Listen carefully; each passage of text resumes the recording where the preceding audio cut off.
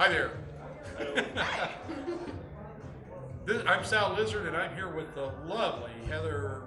Hutsell. There you go. Thank you. I always remember first name. That's so bad about last name. That's all right. That's right. And we're talking about publishing, self-publishing versus publisher publishing, I guess. Right. Yeah. You want to go first? Ladies first. Sure. Sexy stuff. I should have brought one of my books with me, but I didn't. So. You can borrow mine. Okay. So this is my book, not book. No. I got into self-publishing in 2007, so 7 years ago. If the math is right.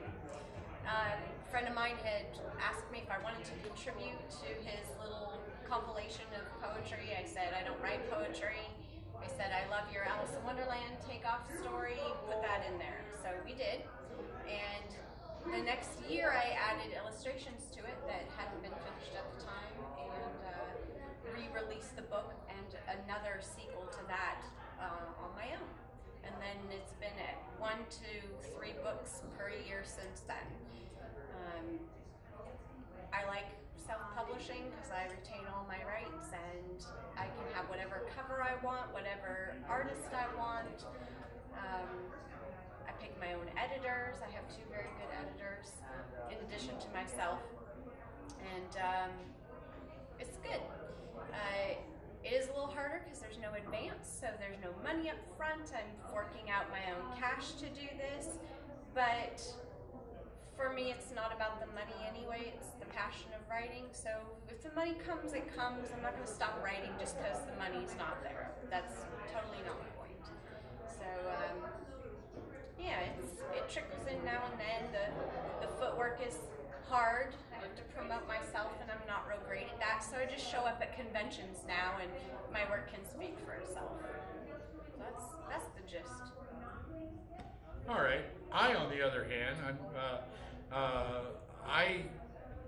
I never wanted to be an author, to be honest with you. I don't have that passion for writing that she has. My passion lies in other areas, you know. But I've been a Santa for a long time, and my book, being Santa Claus, which is available at my table or online, I had to throw in the commercial. What happens is, everybody told me I should write a book. I didn't want to write a book, but a fellow came up to me and he says, "You should write a book," and I said, "No thanks, I don't do that." He goes, "I do, and if I write your book and we sell it, we can split the money." So, I said, all right. I did like the idea of getting my stories out there to a bigger group of people. It was such a pain in the butt because, first off, I had to sit down and recall a whole lot of things, and some of them, even Santa has to deal with some crap sometimes, so some of it I didn't want to recall. And Jonathan, I was kind of getting therapy for free a couple hours a week, but he recorded the conversations and wrote this book, and once he got it written and he was satisfied with it, and I was satisfied with it, I said, "What's next?" And he goes, "Now we try to find an agent." Now, let me say something about my co-writer, or co-author, Jonathan. He said, "You should write a book," and I said, "But I'm not a writer." And he goes, "Oh, but I am." And I said, "Oh, you've written books?" He goes, "Oh, yeah, I've written several children's books and a couple of other manuscripts." And I said, "Okay, we'll do this."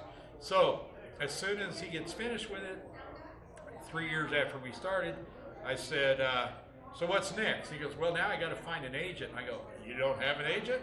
And he goes, "Oh, I've never been published. I'm a writer, but I've never been published." He goes, "I'm hoping to become a published author with this."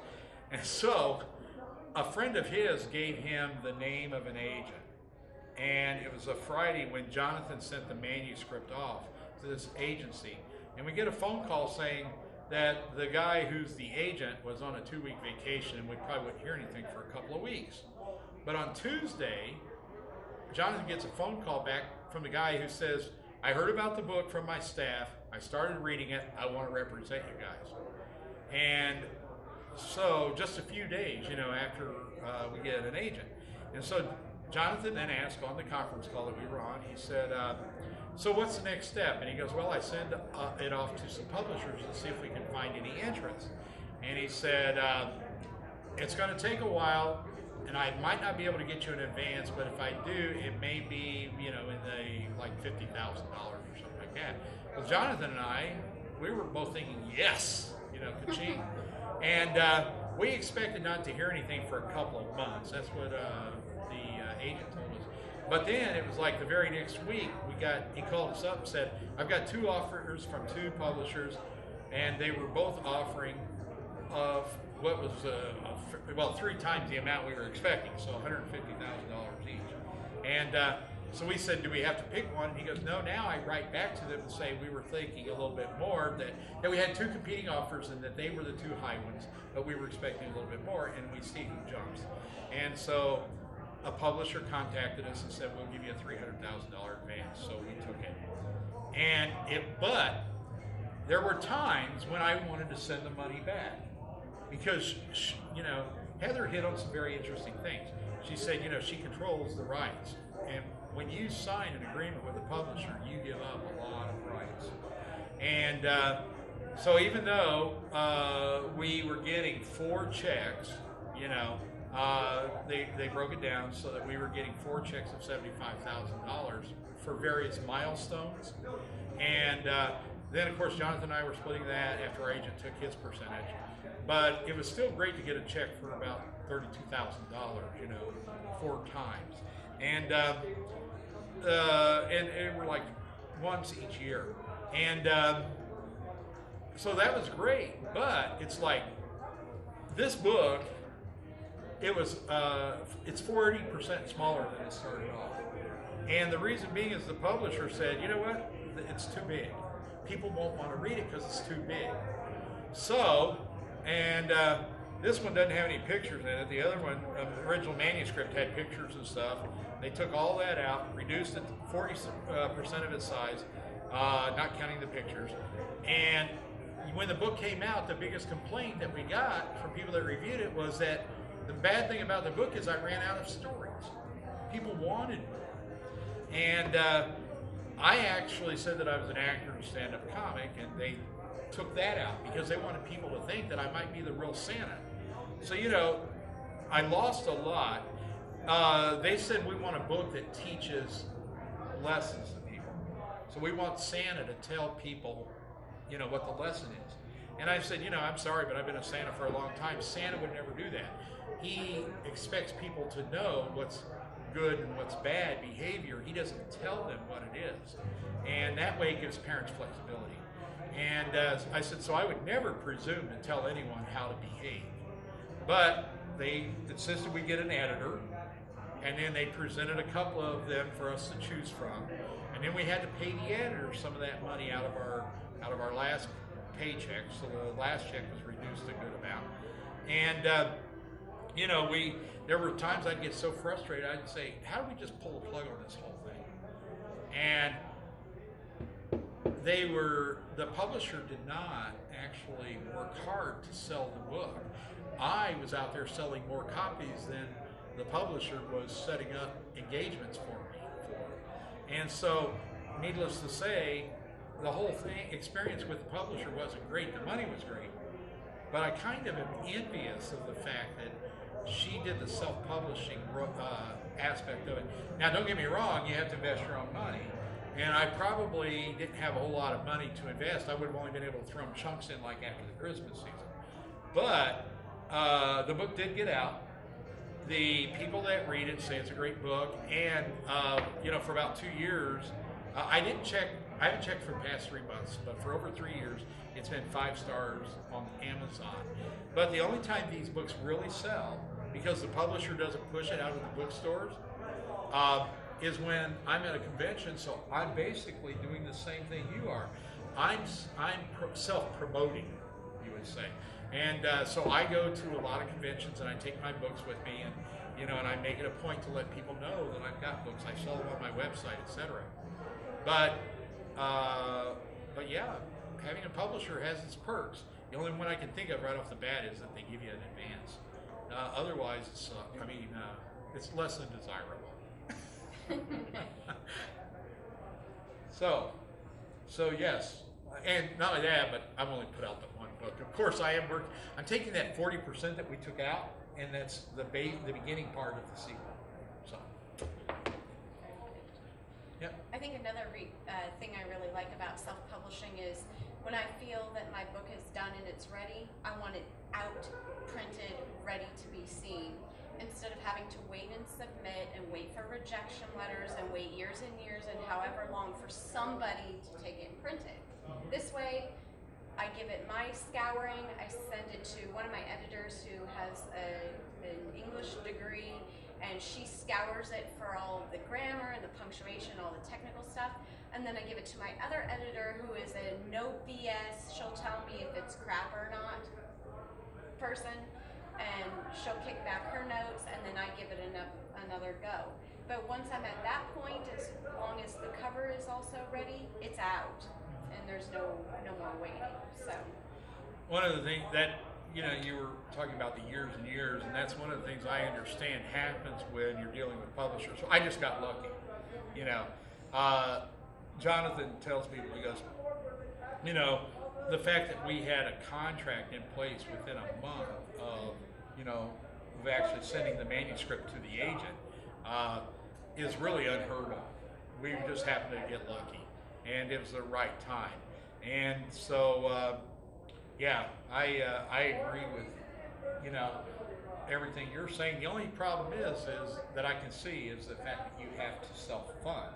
right. And I guess nowadays, I don't know, have you ever tried, I don't know how you get your funding, but I would assume nowadays, if you're like an independent filmmaker, which I think authors are a lot like independent filmmakers when they self-publish, is that, do you wind up shoestringing it yourself, or do you use GoFundMe or something like that to raise money?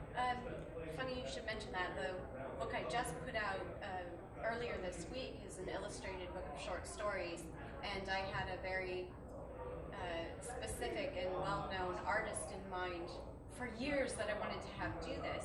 And about 6 years ago, when I first approached her, I only had 2 or 3 books published, so I was small potatoes down here in my eyes, and she was way up here with all her graphic novels and her comic books and all the other many things she does, and I thought I could never afford her.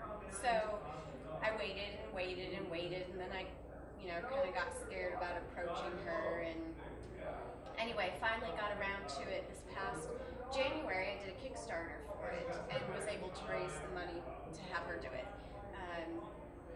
So that was really a great thing. I'll probably do that again when it comes to some of the cover art, because now that more and more is developing and I have more books being written, I can branch out and help more artists, and they can help me. So yeah, it's a good deal. Yeah, I think the one thing about it is the hard part about it, whichever process, is the writing itself. I was lucky. I actually had somebody write my stuff, and so basically all I had to do was tell him what to write, and then he massaged the words, wordsmithed it, and made it sound good, and something that people would want to read. You, on the other hand, as a writer, do all the work yourself, but the hardest part is probably the writing. And then, whether you go my route, which involves a hell of a lot of waiting and hoping, or your route, which just involves raising the money and doing it, I guess the most important thing is to get your book published. Right. Yeah. And I never underestimate the power of people being willing to read them and leave reviews. That is huge. And word of mouth is my greatest advertisement. So. That was one of the things Jonathan used to say to me. I'd say, all these people tell me how much they enjoyed my book. He goes, get them to go on Amazon and say that, because if they're not out there telling other people other than us, then it's not doing a whole lot of good. Right. But, and it's very rewarding, I have to admit. I've had people call me up, and I've had mothers call me up and tell me, there's a story in here about a children's home. And this gal called me up and told me that story really spoke to her, because in this particular story, the lady had her child taken away from her because of problems with alcoholism. And she's the one that paid me to go to a children's home and pass out presents to the kids. And this mother called me up, and she could relate because she had had a similar thing happen to her where the state took her children. She was fighting to get them back and all that. So, you know, I do have that. I sometimes, you know, it's a rewarding experience, but sometimes I feel so hard, so it's so horrible for some of the people that have read my book and contacted me. And you know, and this is one that's not for children because it tells the secrets behind the curtain, you might say. Right. And whereas you write books that are suitable for all ages. Mm-hmm. And there's, you know, another difference. This is not really publishing, but writing. This is nonfiction, and I write all fantasy and fiction, and so I have to sell my imagination, whereas you get to sell the truth, as it were. And you know, people are more willing to take a chance on that than they are on somebody's crazy ideas. Yeah. But I know. It's worth it. Yeah, it is. It really is. I like being a published author. Yeah, I do too. I've been wanting to do it since I was 11, and that was a long time ago.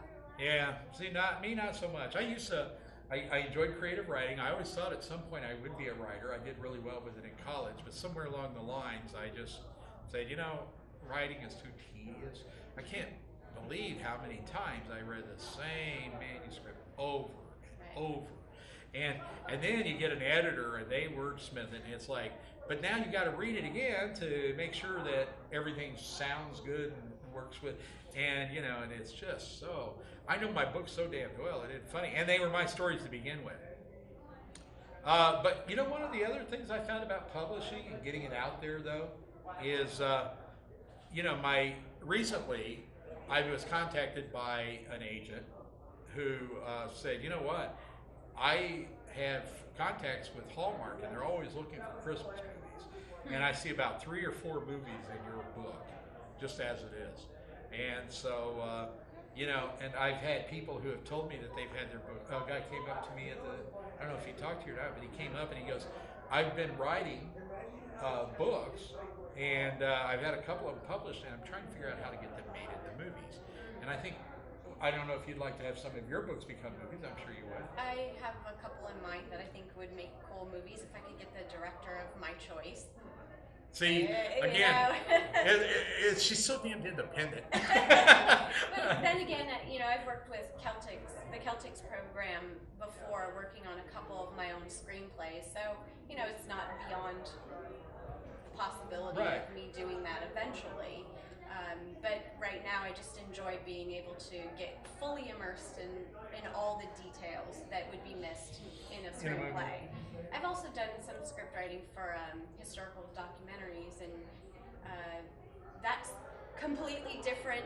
That was a money thing. That was a whoring my talent thing. Oh, there's nothing wrong with that. But I learned a lot, so that was important. You know, so, and that's also exposure. You know, people get interested in that. Say, oh, yeah, that was pretty good. Maybe I'll check out her fiction. Yeah. Who knows? I know. See, she wants to make sure that she maintains control. Me, I'm an actor. I just want to act. So the fun thing for me was Jonathan calls me up, and he goes, you know what? The agent says she could probably sell 4 movies out of this to Hallmark. And I said, oh, great. And he goes, who do you think they'll get to play Santa? And I'm like, hey, I'm an actor. I already know all the lines. Right. You know, so, right. And you wouldn't even have to think about acting it. Yeah, it'd just be me. Be able to do it. Yes. Every method actor's dream. Uh-huh. So yeah, the big thing about publishing is the exposure. You know, it's the one way I was able to expose myself without getting arrested. But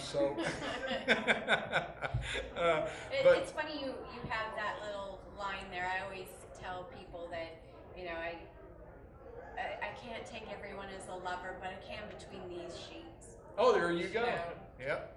Anyway. Yeah, and that's why you'll be my favorite author, I'm sure. So, any questions? From the vast audience? Our half-vast audience? They're stunned into silence. Oh, there you go. As they should be. No, you know, it's one of the great things about it is, I have to say, is because I did enter this creative world on whatever level, you know, and however I did it. The great thing is, and you said, you know, by self-publishing, you want to promote it so you get to go to places like this, and that's one of the things I do is I look at these as opportunities to promote my book also, and you meet some of the greatest people doing that. So, yeah.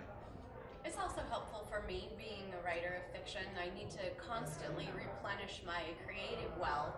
So the people watching and getting to talk to people, hear their stories, and it, you know, little bits and pieces of that all eventually trickle into my stories somehow. So it's extremely helpful for me. You mean I might be in a future book? You might. Uh-oh. Would you prefer to know, or? I'll be the CAD. I'll find a place for you. Yeah, you'll find a place for me. Right. I've been waiting for years to hear her say that. Actually, I just met her, so. Oh, yeah. Yeah. No, but you know, it's fascinating publishing, and you're the. I have to admit, most of the people I meet are self-publishing these days, and I guess one of the other things is the publishing industry is changing quite a bit. I hear, and you know, especially with the advent of ebooks and things. Are you doing that yet? Reluctantly. Yeah. I have my books on Kindle. I don't prefer it because I write books. I don't write computer programs. That's how I interpret that. But so many people were clamoring for it that I went ahead and did it. I still would rather just write books, and I don't know. It's a thing. They published mine as an ebook also, and people would say to me, how do I get you to, I mean, how can you autograph an ebook? And I tell them, bring your Kindle by, I'll take a magic marker and write all over the screen. What? Right. I mean, you don't want to just sign hundreds of these? Yeah. Well, you know what I did was I actually went, I gotta tell you something. It's real exciting when your book is being launched, right? As soon as I got the cover for this approved, what I did was I go to a printer because they sent me an electronic copy of it, PDF file. And I went to a printer and I said, can you do me a favor? Can you print me up 10 copies of this picture? And he goes, oh, sure. So I'm thinking I'm going to send one to each of my family members, right? I go to pick him up and he's printed up 100 of them. And I said, no, it's only 10. And he goes, oh, well, okay, I'll just say 10 and throw the rest away. And I said, well, wait a minute, if you're going to throw the rest away, why don't you make me a deal and I'll go ahead and get it. And he did. And so I tell people now when they say I downloaded it to my Kindle, I go, not a problem. I pull out a picture of the cover and go, I'll just autograph this for you. There you go. And it's just an idea that kind of popped up out of necessity, I guess, or opportunity. But yeah. So you don't have to buy my book. You can come by and pay the same amount of money for just a picture of the cover, and I'll sign it. So there you go. And you can just tell all the stories that are. That's right. It's interesting that way too. Yes. So I can't think of anything else to cover. No.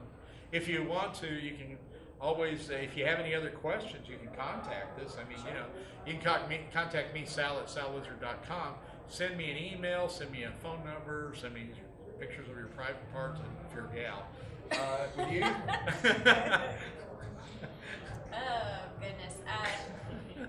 My email is Heather at heatherehutsell.com. That's Hutsell. Emails are great. I'm good at keeping up with emails. I love the candied bottle caps, especially the cola and the root beer flavored ones, and I won't be offended if you send me those by the case. There you go. Which I have had not that much, but people have sent those to me before. So anyway, contact me. Yep, I know I will.